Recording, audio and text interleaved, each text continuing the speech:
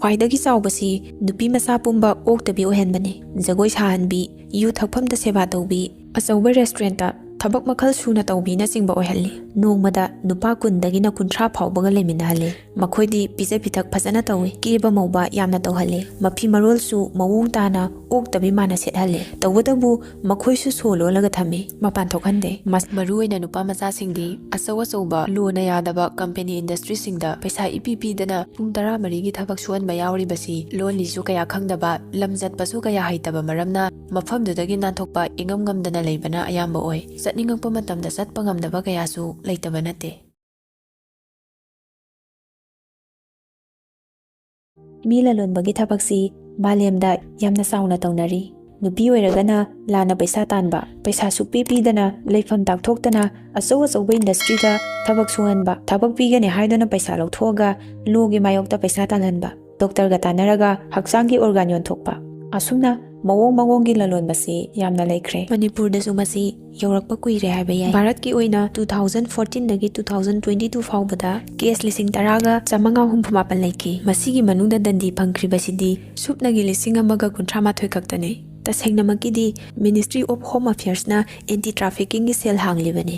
human trafficking asi aina yade bharat ki constitution article 23(1) gi mayokdani haijinaraga thabak pigani haiduna purakpana hamayamasi lam amaga lalaga lakpa lam adumaki manungda adum tawba thengnari victim singna piba paudamgi matungina thabak subagi matam pungsing yamba phajana pizadaba narak yeglakpada phajana layangdaba paisa bidaba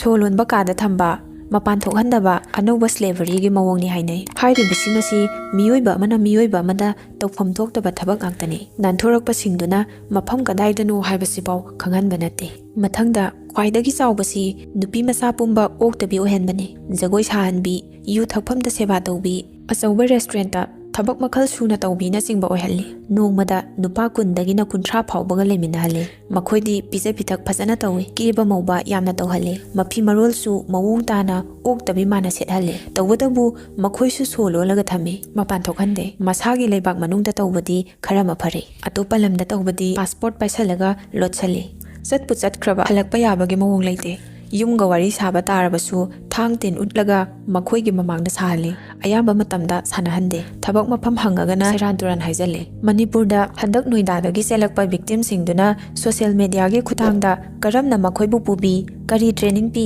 karamna thammi kari thabak assign tawi haiba miyamna su khangbiram lagane masina amuk sel thum lauraga business tawni haiduna paisa lawbugi wadane mathang kari chatharakadage haibadudi makha chathadabanina khangdrabane trafficker sing asi yamna hai singlaba mioi ngaktani lam amaga makhoigi network loina lei 2021 da more da nepali nupi na ha samag hum drama pan Myanmar da pusana bo narambada phaduna kalhobado mayam khangbiramgani kaya yamna hai singna purakpagi yengbiyo trafficker singna victim singbu karamba mongda pusale trafficking tawbagi mawong tongali thabak lobagi interview tawsanaraga thabak khanboina pubasi manipur da stokre mari leinaba NGO singna kupna yenglaga police ta taktuna phana batana badagi chienduna lotpane lamsigi chumi yauri bane maduda karigumba phaba ngamlamdrabadi chatkadoriba pakhang lesabi mayamdu kari oramgani asumna tawbada khanghauda duna awaba taba kaya amasu yaukrabane atopa mana dharmagi lusingba minister gumba saduna yamna phaba ing tapa wangangbada dharmagi mingda leita laira awana nanglebi nupi masa sembi sabigi haiduna thembasi seldi thoksadaba anangba mama mapana masa lairik tamba phanglani khanduna sinabana ayambani puriba khara du matam khara lairik adum tamhalle mapanda leiba khangna sanaba singda check tawhanbada asengbagi sembiba male maram asina nganlingaida mari mata mapanda leibana check tawbada chummi haiduna paupi gani imungdu thajana leigani masini transit place hairibase thabak amagi training pigani haiduna pukhibasi makoiga hana contact tawraba institution amada matam khara du lehalle masina kanagumana thirakpada asumba manabani thajahalaba matung transit place asidagi atop mafamda thaduna jat to halakadoribane mi amamamgi paisa panaduna yonthokpagum paisa lohaugadoribane atopa mafamdu bu yokhrabadi victim masa phauba mahak masa kadaida leiribage habado khanglaroi yumgasu pau phaunaba ngamaroi lairik tamlamba training piramba institution duda hanglurasu kuire laktaba hairakani asumnani mangba haiduna mangkidoise yumnasu leikaina pangmali haiduna ngangna khini haiduna mana manil naidaba ꯂꯩꯁꯥꯕꯤꯅꯤꯅ ꯍꯜꯂꯛꯑꯒ ꯃꯌꯨꯝ ꯄꯥꯟꯕ ꯈꯪꯂꯔꯣꯏꯗ꯭ꯔꯥ ꯍꯥꯏꯅ ꯇꯨꯃꯤꯟꯅ ꯂꯩꯕ ꯃꯁꯤ ꯃꯌꯥꯝꯁꯤꯅ ꯍꯤꯔꯝꯁꯤꯗ ꯂꯂꯣꯟꯂꯤꯕ ꯀꯥꯡꯕꯨꯅ ꯈꯨꯗꯣꯡꯆꯥꯕ ꯌꯥꯝꯅ ꯐꯪꯏ꯫ ꯇ꯭ꯔꯥꯐꯤꯀꯔꯅ ꯀꯔꯤꯗꯒꯤ ꯀꯔꯝꯅ ꯈꯨꯗꯣꯡꯆꯥꯕ ꯑꯁꯤ ꯂꯧꯔꯤꯕꯅꯣ? ꯑꯍꯥꯟꯕꯗ ꯑꯩꯈꯣꯏꯒꯤ ꯅꯍꯥ ꯃꯌꯥꯝꯒꯤ ꯏꯃꯨꯡ ꯃꯅꯨꯡꯁꯤ ꯑꯌꯥꯝꯕꯅ ꯅꯪꯕꯅꯤꯅ ꯇ꯭ꯔꯥꯐꯤꯀꯔꯁꯤꯡꯅ ꯈꯨꯗꯣꯡꯆꯥꯕ ꯍꯦꯛ ꯂꯧꯏ꯫ ꯏꯃꯨꯡ ꯑꯗꯨꯒꯤ ꯅꯨꯄꯤ ꯃꯆꯥ ꯑꯗꯨ ꯄꯨꯅꯤꯡꯂꯕꯗꯤ ꯄꯨꯛꯆꯦꯜ ꯆꯥꯎꯕ ꯁꯥꯔꯒ ꯂꯩꯇ ꯂꯥꯏꯔꯗ ꯃꯇꯦꯡ ꯄꯥꯡꯗꯨꯅ ꯌꯥꯝꯅ ꯊꯥꯖꯍꯟꯅꯕ ꯍꯣꯠꯅꯔꯕ ꯃꯇꯨꯡꯗ ꯑꯉꯥꯡꯁꯨ ꯌꯥꯎꯅ ꯁꯦꯝꯒꯦ ꯍꯥꯏꯗꯨꯅ ꯄꯨꯈꯤꯕꯅ ꯑꯌꯥꯝꯕꯅꯤ꯫ ꯑꯅꯤꯁꯨꯕꯗ ꯃꯍꯩ ꯃꯁꯤꯡ ꯍꯩꯔꯨꯔꯒ ꯊꯕꯛ ꯐꯪꯗꯗꯨꯅ ꯂꯩꯕ ꯑꯅꯪꯕ ꯏꯃꯨꯡꯒꯤ ꯄꯥꯈꯪ ꯂꯩꯁꯥꯕꯤ ꯑꯌꯥꯝꯕ ꯂꯥꯡ ꯑꯁꯤꯗ ꯊꯨꯒꯜꯂꯤ꯫ ꯃꯄꯥꯟꯗ ꯊꯕꯛ ꯄꯤꯒꯅꯤ, ꯀꯝꯄꯦꯅꯤ ꯑꯆꯧꯕꯒꯤꯅꯤ, ꯏꯟꯗꯁꯇ꯭ꯔꯤ ꯑꯆꯧꯕꯒꯤꯅꯤ ꯍꯥꯏꯔꯕꯗꯤ ꯍꯦꯛꯇꯃꯛ ꯆꯪꯅꯤꯡꯉꯦ꯫ ꯃꯔꯝꯗꯤ ꯃꯅꯤꯄꯨꯔꯗ ꯄꯩꯁꯥ ꯄꯤꯖꯗꯨꯅ ꯊꯕꯛ ꯐꯪꯕ ꯍꯥꯏꯕꯗꯨ ꯄꯥꯝꯕꯩ ꯂꯩꯇ꯭ꯔꯦ ꯈꯜꯂꯤ꯫ ꯃꯔꯝ ꯑꯁꯤꯅ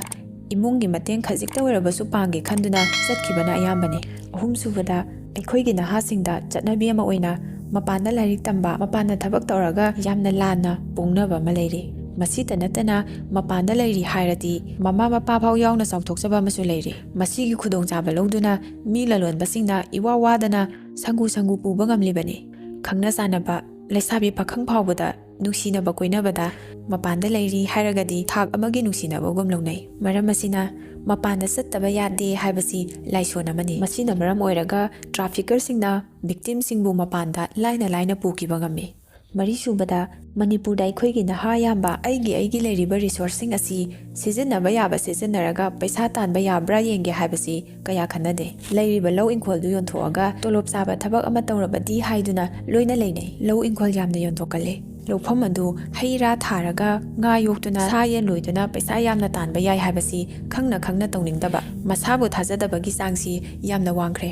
ꯃꯉꯥꯁꯨꯕꯗ ꯂꯥꯏꯔꯤꯛ ꯂꯥꯏꯁꯨ ꯍꯩꯍꯧꯗꯕ ꯑꯉꯥꯡꯁꯤꯡ, ꯃꯔꯨꯑꯣꯏꯅ ꯅꯨꯄꯥ ꯃꯆꯥꯁꯤꯡꯗꯤ ꯑꯆꯧꯕ ꯂꯣꯅ ꯌꯥꯗꯕ ꯀꯝꯄꯦꯅꯤ ꯏꯟꯗꯁꯇ꯭ꯔꯤꯁꯤꯡꯗ ꯄꯩꯁꯥ ꯏꯄꯤ ꯄꯤꯗꯅ ꯄꯨꯡ 14ꯒꯤ ꯊꯕꯛ ꯁꯨꯍꯟꯕ ꯌꯥꯎꯔꯤꯕꯁꯤ ꯂꯣꯟ ꯂꯤꯁꯨ ꯀꯌా ꯈꯪꯗꯕ, ꯂꯝ ꯆꯠꯄꯁꯨ ꯀꯌా ꯍꯩꯇꯕ ꯃꯔꯝꯅ ꯃꯐꯝꯗꯨꯗꯒꯤ ꯅꯥꯟꯊꯣꯛꯄ ꯏꯉꯝ ꯉꯝꯗꯅ ꯂꯩꯕꯅ ꯑꯌꯥꯝꯕ ꯑꯣꯏ꯫ ꯆꯠꯅꯤꯡꯉꯛꯄ ꯃꯇꯝꯗ ꯆꯠꯄ ꯉꯝꯗꯕ ꯀꯌꯥꯁꯨ ꯂꯩꯇꯕ ꯅꯠꯇꯦ꯫ ꯐꯤꯖꯤꯀꯦꯜꯂꯤ, ꯃꯦꯟꯇꯦꯜꯂꯤ ꯀꯌꯥꯒꯤ ꯃꯇꯤꯛ ꯋꯥꯕꯒꯦ ꯍꯥꯏꯕꯁꯤ ꯃꯈꯣꯏ ꯃꯁꯥꯇꯅ ꯈꯪꯒꯅꯤ꯫ ꯂꯥꯏꯔꯤꯛ ꯂꯥꯏꯁꯨ ꯌꯥꯝꯅ ꯇꯝꯍꯧꯗꯕ, ꯃꯄꯥꯟ ꯊꯣꯛꯇ꯭ꯔꯤꯕ ꯀꯥꯡꯕꯨꯗꯤ ꯏꯔꯝꯗꯝ ꯑꯁꯤꯗ ꯊꯕꯛ ꯑꯃ ꯇꯧꯗꯨꯅ ꯄꯩꯁꯥ ꯇꯥꯟꯕꯗ ꯏꯀꯥꯏꯕ ꯄꯣꯛꯅꯔꯤꯕꯁꯤ ꯊꯥꯗꯣꯛꯄ ꯃꯊꯧ ꯇꯥꯏ꯫ ꯑꯔꯣꯏꯕꯗ ꯊꯝꯖꯅꯤꯡꯕꯗꯤ ꯍꯧꯖꯤꯛꯀꯤ ꯃꯇꯝꯗ ꯍꯣꯁꯄꯤꯇꯥꯜ ꯀꯌꯥ ꯑꯃ ꯑꯆꯧꯕ ꯁꯍꯔꯗ ꯃꯤꯒꯤ ꯍꯛꯆꯥꯡ ꯀꯌꯥꯠꯁꯤꯡ ꯑꯁꯤ ꯀꯔꯕꯥꯔ ꯇꯧꯕ ꯂꯩ ꯍꯥꯏꯕꯁꯤ ꯀꯥꯎꯗꯕ ꯐꯩ꯫ ꯍꯥꯔꯠ, ꯀꯤꯗꯅꯤ, ꯂꯤꯚꯔ ꯄꯩꯁꯥ ꯌꯥꯝꯈ꯭ꯔ ꯄꯣꯠꯅꯤ꯫ ꯂꯥꯛ 10-20ꯗꯒꯤ ꯇꯥꯕ ꯅꯠꯇꯦ꯫ ꯃꯁꯤꯒꯤꯗꯃꯛ ꯐꯥꯔꯒ ꯅꯝꯗꯨꯅ ꯑꯣꯔꯒꯥꯟ ꯑꯗꯨ ꯂꯧꯊꯣꯛꯂꯒ ꯍꯥꯠꯇꯣꯛꯂꯒ ꯐꯨꯝꯖꯤꯟꯗꯨꯅ ꯊꯤꯕ ꯈꯪꯗꯕ ꯃꯤꯑꯣꯏ ꯀꯌꯥ ꯂꯩꯔꯤꯕꯅꯤ꯫ ꯆꯦꯛꯁꯤꯟꯕ ꯑꯃꯗꯤ ꯄꯨꯝꯅꯃꯛꯁꯤ ꯈꯪꯕ ꯃꯊꯧ ꯇꯥꯏ꯫